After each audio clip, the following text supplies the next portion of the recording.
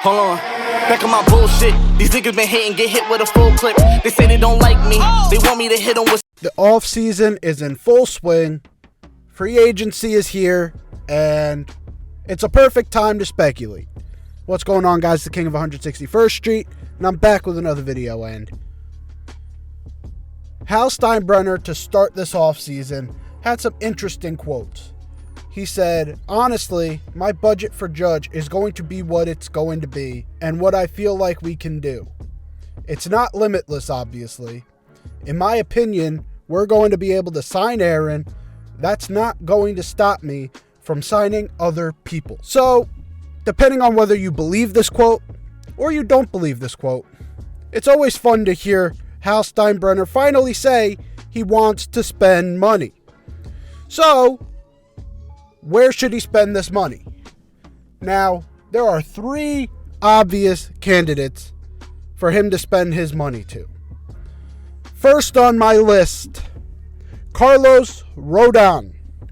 He is a free agent who last season posted stats of 14-8 as his record, 2.88 ERA, 1.028 whip, which is good. But here's the real reason why I think Rodon would work well in the Bronx. 12 home runs allowed in 178 innings. That's very little amount of home runs given up. And to me, playing in Yankee Stadium, you have to limit the long ball because of that right field porch. It's going to be, it's obvious that the long ball is a concern. So, him only giving up 12 home runs in 178 innings makes him a perfect candidate to be a guy to get a bunch of money. He's riding on a couple years of actually putting in real hard work in the major leagues. He started with Chicago. He was in San Francisco this past season. And now he's looking for 9 figures. Probably like $100 million. I think the Yankees can pull it off, especially with that quote. So I'll remember the quote. It won't stop me from signing other players. Well, if you want to bolster this rotation, you could either get him or you can get Justin Verlander. He was the Cy Young winner in 2022, and need I say more? This guy is a legend in our sport. We all could admit that, even though he is a famed Astro, and we don't like them, but it would steal an Astros ace that would help this rotation a ton. He still has a lot left in the tank, and going into last season, that was the real question. Did he still have it in the tank, knowing he had that Tommy John? He did. He had it in the tank the whole time. Now, he will cost you a pretty penny. But again, we're all speculating here. So it's not really like... Right now, I'm just going off of that quote saying, beautiful, we're going to get another star. I don't know if that's Hal's plan, but I'm hoping it is. And that is the type of guy that I would love to have. And, you know, maybe if Hal wants to really, really kick this thing into high gear, maybe he goes after one of those 2 starters and a guy like Trea Turner. Trea Turner last season, 298 batting average, 343 on base percentage, 466 slugging, which equates to an 809 OPS, which is tremendously above average. Unlike IKF, who does have that higher batting average but doesn't do anything with it, Trea Turner has the speed to beat anything out. He has pop in his bat, and really, he can do it all. He had 21 home runs this past season, which is 5 times what IKF had. It would give you an opportunity to either A, trade one of your prospects in Peraza or Volpe for them at their peak, at like the peak of their value, to get something good to match with these two along with Judge, or you could give them another year of development, or there's three options here.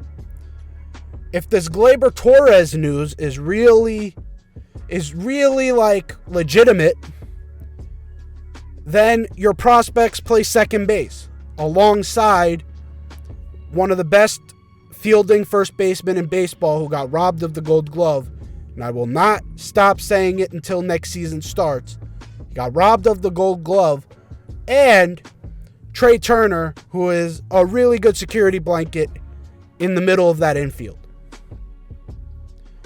To me, that is a beautiful plan to have. And it adds speed and more contact to this lineup that desperately needs diversity.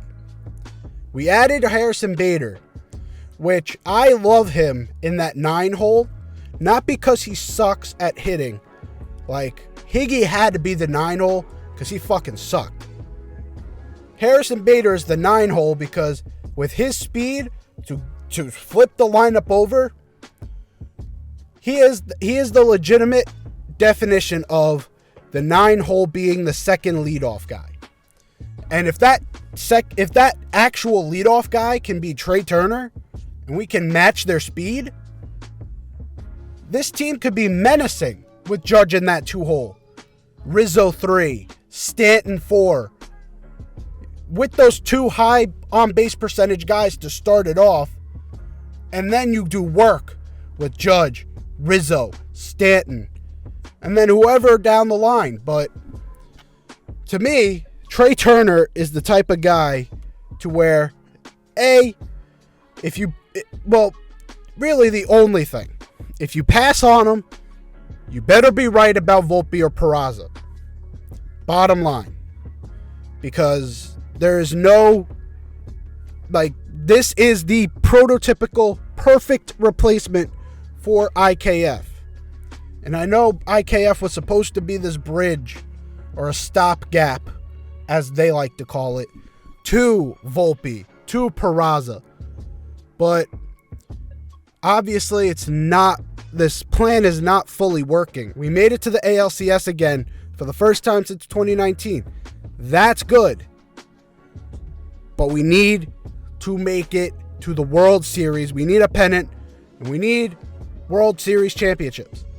We've not had one in 13 years. Trea Turner's the type of guy who can flip this thing around.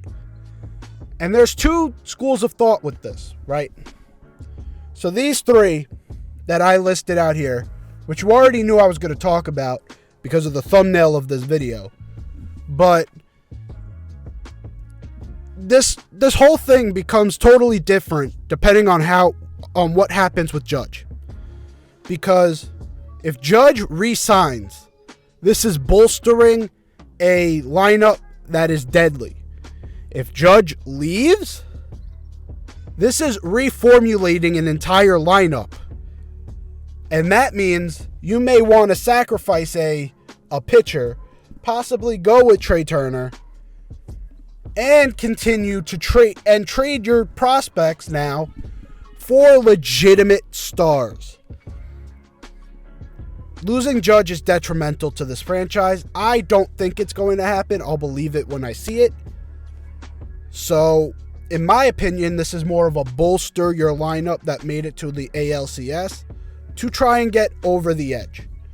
And the Yankees better do something because the Astros are adding to their team. They just signed Jose Abreu to a multi-year deal. So that bolsters their first base spot, which was starting to become a weakness for them, that first base area. Now, offensively at least, that is a definite plus on their end.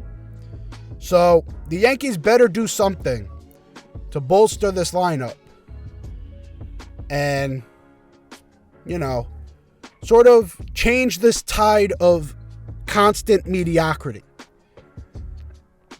That's where I'm at with this.